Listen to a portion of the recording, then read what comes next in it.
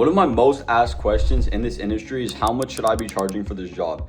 And to be completely honest with you guys, most of you are undercharging and overworking yourselves. I'm gonna walk you through how I price my jobs exactly. Not just what I charge, but I'm gonna tell you exactly what I look at, what to avoid, and how to stop wasting time and losing money. At the end, I'm also gonna tell you guys my dumbest mistake that cost me $2,000. So first things first, you always need a price minimum. No matter how small the job is, the minimum I charge to get on top of a roof is $349. That price is just for a small house, not too crazy moss, single story, easy access, very simple job. Should take you around 2 hours total. But honestly, majority of jobs come out to around $600 and take around 2 to 3 hours, give or take. Houses are not perfect and it's hard work. Now here's where it gets real, because your pricing should adjust on a few different things. Here are a few examples that you can use to price jobs. Number one, height. If it's a double story house, you're dealing with bigger ladders, more risk, more setup and takedown time. Obviously, you got to charge more for that. Number two, amount of moss. If the roof just has a little bit of moss, it's easy brush off and you're good to go. But if the roof looks like a jungle like this, you obviously got to charge more for that. That's going to take more time, more chemicals, more labor. Number three, travel time. If a job is an hour away, you have to consider the fact that you're going to drive an hour there, drive an hour back. Consider traffic, your time, gas, things like that. That stuff adds up over time. Here's something I do at every single house. I bundle together the roof and the gutter cleaning. Number one, it gives the customer more value. You're cleaning their gutters, not just their roof, for the same price.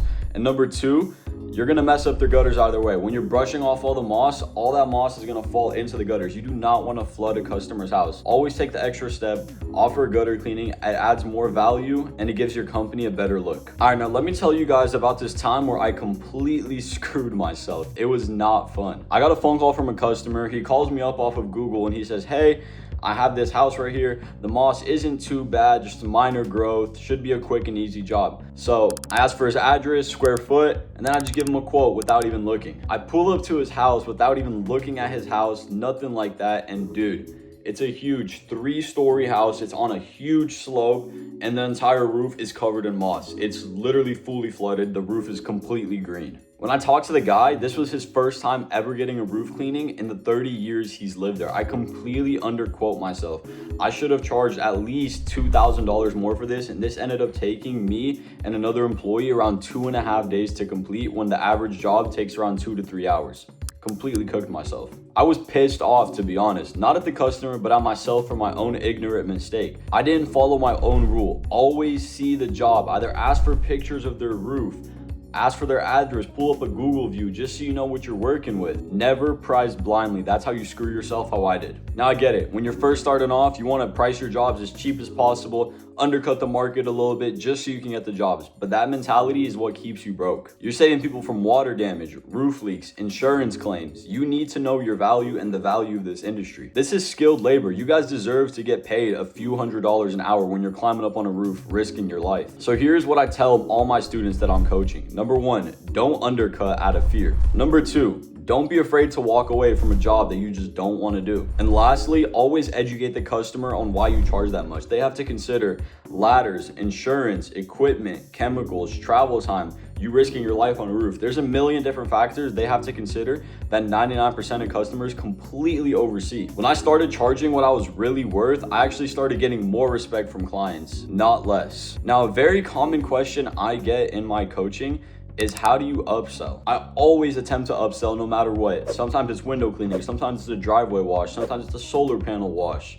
Always try to upsell. It does no harm for you. Even if they say no straight to your face, you already planted the seed that, yo, maybe they need their windows washed. And if they say yes, that's more money that you can do at that same job, which leads to a higher ticket cost. I actually have a video dropping next week on how to upsell jobs properly without sounding pushy, so make sure to keep an eye out for that. Bottom line, pricing is not random. You gotta have a system that protects your time, your energy, and your business. If you're tired of guessing what to charge, dealing with tire kickers, or just wanna scale your home service business to 6 or even 7 figures a month, my coaching program is for you. I teach you exactly how to do this with the link in my bio. I've helped guys that were stuck at $1,500 months for a few months go to $10,000 a month like this.